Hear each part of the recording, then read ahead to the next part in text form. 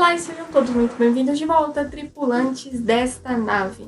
Pessoal, eu estou aqui de volta para mais um vídeo e hoje falando sobre um dos filmes que desde o lançamento do seu trailer vem gerando bastante polêmica. Eu estou falando de Morro dos Ventos Uivantes, filme de 2026 e vamos lá.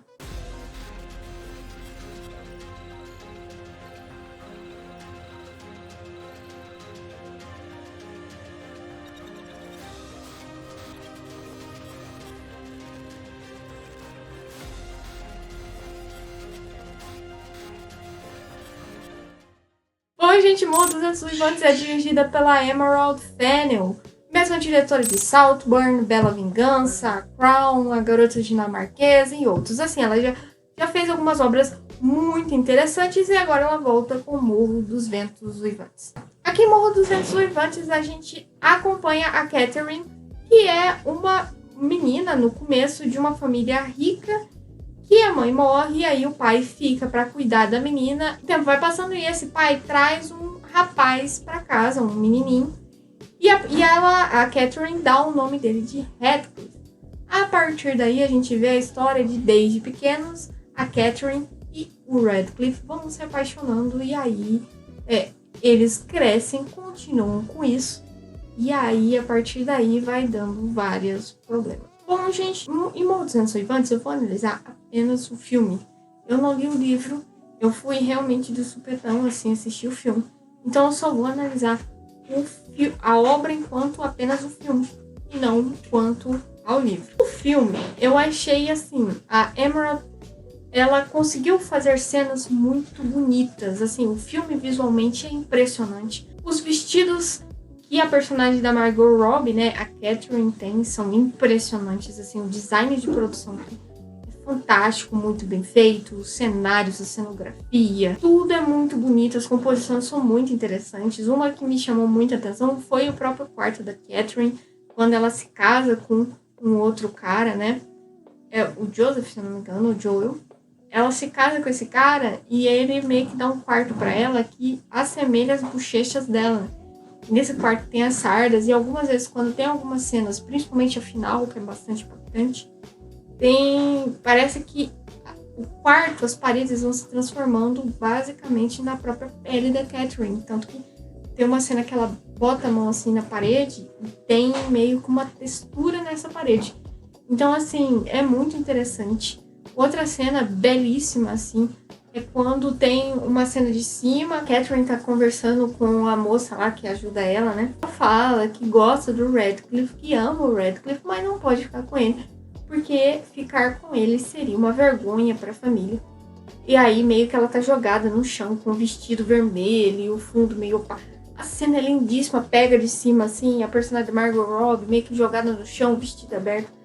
Belíssima cena. Outras cenas principalmente de cavalgada, assim, da própria casa que ela vai com o outro marido dela, incrível, belíssimo. No quesito do roteiro, eu acho que é ok. Algumas coisas ainda assim me deixam um pouco pensando, pô, mas será que isso é verdade? Será que não é uma coisa da cabeça? Catherine, talvez isso poderia até ser mais interessante do que realmente a própria história que foi jogada. Eu sei que muita gente tá muito revoltada porque, basicamente, em vez de eles fazerem como foi feito no livro, aqui a gente realmente vai para um romance no geral e não como o Radcliffe sendo basicamente um doido. Radcliffe aqui interpretado pelo Jacob Elordi, que, assim, já trabalhou com a Emerald em outras produções, como Saltburn, muito bem aqui como Radcliffe. É um ator que está em ascensão, que tem uma história muito particular, né, de sua carreira até chegar ao momento que ele está. Margot Robbie dispensa comentários. Algumas cenas eu achei um pouco caricata, mas às vezes pode ser até problema da própria direção de atores. Mas, enfim, a Margot Robbie e o Jacob Elordi estão muito bem aqui nesse filme. Mas a história como um corpo completo me incomoda em algumas cenas, principalmente na romantização do Radcliffe, que basicamente é um doido.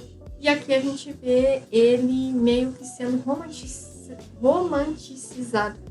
ao extremo. Em vez de ser um cara que literalmente veio pra se vingar da Catherine porque ele escutou. Não ouviu a história inteira, escutou um pedacinho e já quis meter o louco pra cima da vida dela. Outra coisa aqui é que vai ser um spoiler, mas foda-se. A Catherine morre no final de uma doença lá que teve na época. Fiquei bastante impactada, não pensei que ela ia morrer. Eu não li o livro, então eu não sabia muito disso. Outras coisas que acontecem aqui me deixaram bastante impactada. Principalmente o pai da Catherine sempre tratou ela, o Radcliffe, todo mundo naquela casa muito mal. Batia nesse moleque de uma forma muito grosseira, e são cenas muito gráficas que deixam a gente realmente... Algumas a gente vê as feridas que foram causadas e na outra a gente ouve as cenas das agressões. Teve até uma cena quando a Catherine e o Radcliffe eram pequenos, que aquela cena me deixou bastante agoniada. Tem certos pontos bons também que eu achei bastante interessante. É como a personagem da Catherine se casou com esse cara, que a gente sabe que é por dinheiro e tal. Por mais que o cara tratasse ela bem, a gente sempre vê ela muito triste, muito melancólica.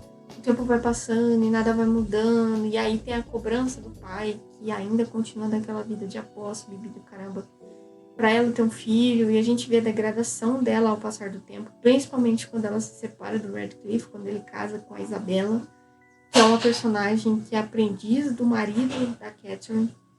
Uma personagem bastante bobinha, mas no final ela parece literalmente uma presa sexual.